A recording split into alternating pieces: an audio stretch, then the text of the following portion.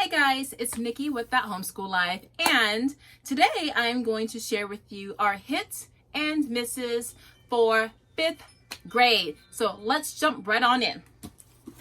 All right guys, we're going to start with math. And by the way, if you're new to this channel, welcome. Thank you for stopping by. This channel does curriculum reviews, hits or misses, vlogs, day in the life, all that good stuff. Oh no, there's a house being built next door, and as soon as I sat down, so I hope it's not distracting to you guys. I'm going to talk fast and loud to overpower the machines. Okay, so for math, we use, I just had it in my hand, y'all. See that machine over there got me all crazy. All right, so y'all know I love my Singapore math. Oh, let me drop this down a bit. Y'all know I love Singapore math. Okay. And that's what we rock with. But I got a twist. And we use Beast Academy. Now, previously, in that homeschool life household, this was the spine. Beast was the supplement. Game done changed, y'all. This year, Beast Academy is our spine, and Singapore Math, primary mathematics, same thing, is the supplement. And when I do my review on these puppies, you'll understand why. But just know, these are hits. We use Beast Academy, the books, and we use the online version. And we're doing very, very well with this, okay? So hits, Beast Academy, Singapore Math / primary mathematics. Let me get it going because of the thing next door. Writing, love classical academic presses, writing and rhetoric. Where have you been all my life? I love this curriculum. And it goes up to high school. It goes up to high school. I'm so happy. And it's consistent up until high school. So I love it. So usually you do one book a semester, and that's why I'm holding 2 books. So just know, writing and rhetoric, I will be doing a review on all these puppies. All right, so that's writing. Reading. Okay, so let me rewind it. Shout out to Candace from Homeschool on the Hill, who recommended BookShark. This is level 3-4. Just a quick note, if you try to find this on BookShark's website, it's kind of hard to find this. It's under condensed. So they take years 3 and 4 and condense it into 1 year. So I use this with my 3rd grader and my 5th grader. It worked out beautifully. Now, this is just the history / reading version. I don't do the all-in-one with BookShark. And let me tell you, there is so much reading. It's really hard to do a lot of independent reading on your own. It's not impossible, because this is what I did, but just so you know. So history, BookShark. This is the instructor guide. BookShark, instructor guide. Not a review, but just showing you the get down. BookShark. And it's like, I think just the first month you're reading 4 or 5 books. And then, wait, what am I doing, y'all? Reading. Okay.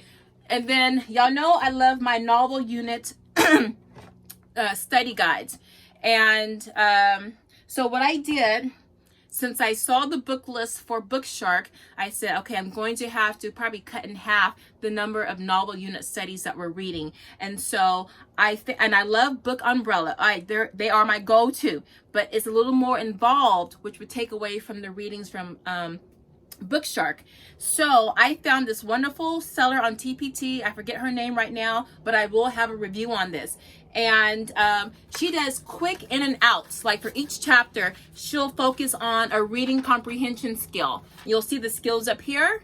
So I was able to get through, I think I blazed through 5 or 6 novels this year. And Freak the Mighty, Because of Winn-Dixie, Frankenstein, Dracula, 20,000 Leagues Under the Sea. I did a lot. Now, because we had so much reading and BookShark, but I I wanted to make sure we were really doubling up on reading comprehension. For those that don't know, my 5th grader is on the autism spectrum. And so, you know, comprehension skills can be a little bit harder to come by, especially inferences and things like that. Things that are kind of subjective. So I've always been a proponent of Evan Moore, but definitely the reading comprehension, I'll be doing a review on this, because every reading comprehension skill, that just the whole exhaustive list, it's in here. And so he can do this as, you know, his morning work or just his independent work, and then he gets it reinforced in his novel unit study guides, which was great. So I felt okay with cutting down the reading to do the American history with BookShark. Okay, so that's reading, that's history. These are all hits.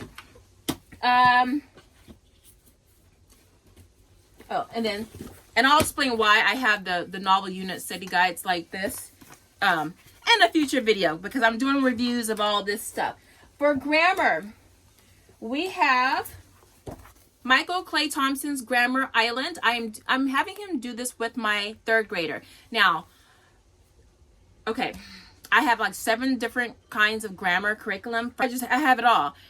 It wasn't sticking. It was not sticking. So I said, you know what, this is a little more involved because there's reading and there's 2 more books involved, but the stories make it stick. So there's no more trying to memorize all of these rules just out of nowhere, all these different parts. This is the whole that makes all the parts come together, you know, the gestalt of it. So we do this along with the Sentence Island, the workbook. And then in the morning or after homeschool is over, right before he can get computer time, I just have him do 1 page in his daily grams. It's real easy just to, it's just real easy. Real easy. Takes maybe 5 minutes to reinforce the grammar, because there are so many components to grammar. You got to have daily practice, you know, I think you need to have a lot of practice. All right, so that's grammar. So Michael Clay Thompson, and I didn't say the name of it. This is Daily Grams. I don't know who makes this. Just Daily Grams. When people say Daily Grams, they know Daily Grams. They're with Easy Grammar, which I have. As a matter of fact, why didn't I use that with my 3rd grader? Never mind, that's a whole nother story. I got so much stuff. But Easy Grammar's Daily Grams. Actually, they kind of work in conjunction with each other, but I have enough right here. So Michael Clay Thompson's Grammar Island and Daily Grams, 5th grade. And then for science, we have Real Science for Kids. My son also does this with his brother. I like curriculum, and I like curriculum that you can use with multiple kids. And usually your science and your history classes, your social science classes, are great to pair multiple kids together, you know, with different grade levels. So we do BookShark history. I pair my 5th grader and 3rd grader. The grammar one, I just make it work. And then the science, they do together. And you saw my son come in here earlier with one of his little experiments. It's in here, which is why... no, there are like 3 books to this. So anyway, so the Building Blocks of Science, this is by Real Science for Kids. Okay, and that is a hit. Now my kids also take a science class outside the house, and my son, my 5th grader, was taking a writing class, a science class, and a math class outside the house once or twice a week. So just so you know, so for science, I kind of let them do the book kind of on their own. I would just kind of oversee a little bit, but you know, it was all good. Now, last thing, Evan Moore, Daily Geography, just because. For this son, I always want him to have constant exposure to reading, question stems, writing prompts. Well, not really writing prompts in here, but just I always need him working that processing speed, that memory. So I didn't do this with my oldest and my youngest. I'll probably have them do theirs this summer, but for him, it's independent work. He liked it. And when I was working with his other 2 brothers, he can either grab this, the Evan Moore Daily Geography, or he can grab the Evan Moore Daily Reading Comprehension. They're both independent work. They're very routine, but not really boring. And so your child knows what to expect each week. So I'm getting into a review, guys. I'm sorry. And I'm at the 10-minute mark and I'm almost done. My first and only miss. I wanted to like, no, wait. No, I wanted to like you. I'm trying to. Okay, I shouldn't call it a miss. This will be a neutral. Not a thumbs up, not a thumbs down, but almost like a hang 10 kind of thing. It's, it's good. It's okay. My son already knows how to write in cursive. It just seemed like way too much busy work. So, and we had a lot going on. So what I think I will do, because all my sons don't get a lot of chances to write in cursive, they're always typing. And then my youngest one, he's just his first year math, being exposed to cursive. So what I will do for my 5th grader, I will just have him maybe do a page a day as like homework, just to keep his cursive skills intact. Okay. So, yeah, that's what I'll do. Yeah, it was, when I look at it, we kind of stopped a little halfway. It was a little too much for him and for my 3rd grader. And I, not that it was too much, but it wasn't just like copying. It was like a lot of other stuff that was I don't know. I'll try it again with him. He might have just been overwhelmed because he had a lot going on. But I'm not giving up on this. I'm just saying, if you're used to handwriting without tears, this is really different.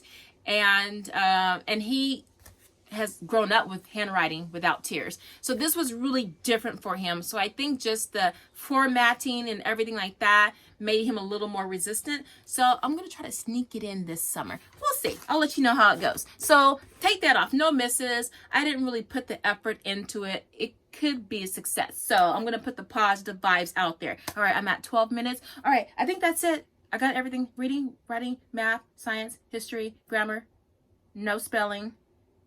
But I'm going to put them on all. You just wait till the next video. All right. So that's it, guys. Thank you for tuning in. I hope you found some value out of this and what we've been doing this school year. Some things work, some things don't. Some things we don't get to until summertime. We just go slow. We go at our pace, and that's totally fine. So if you have any comments about what you've seen, things that have worked for you, things that did not, please leave that down below. It always helps other parents looking for information, helps them to make a decision. So with that said, I have some more videos to film. Y'all see I have a gang of reviews I have to make for you guys. I might do those live. I don't know. I'm still deciding. But in the meantime, thank you for stopping by. I know I've been away for a while. I've been on quarantine break, but I'm back. I miss you guys. I love you guys. I will see you on the next year. This is Nikki with that Homeschool Live. And keep living that journey, y'all. Stay in the trenches. Y'all doing okay. Stay in the trenches. All right. All right, guys. I'm out of here. Peace.